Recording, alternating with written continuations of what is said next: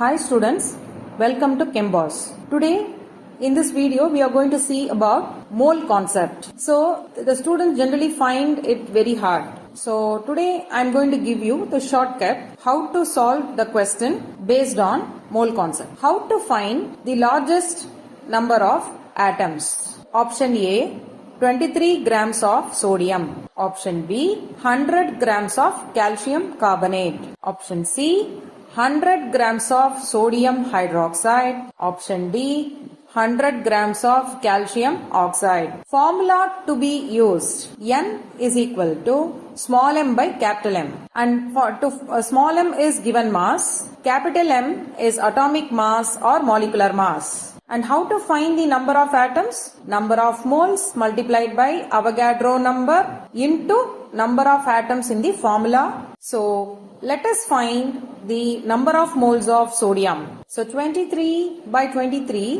which is 1 mole, into Avogadro number. Number of moles of calcium carbonate, given mass is 100.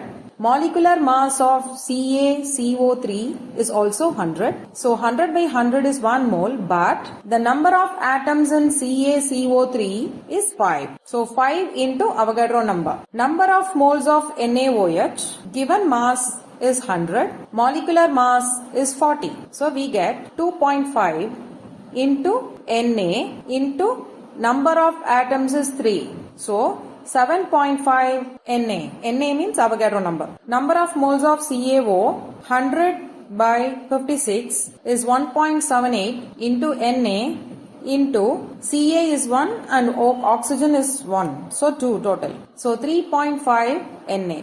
So which has more number of Avogadro number here? Yes. Option C. 100 grams of NaOH. Because we get it as 7.5 Na. So therefore, what is the shortcut to be used here?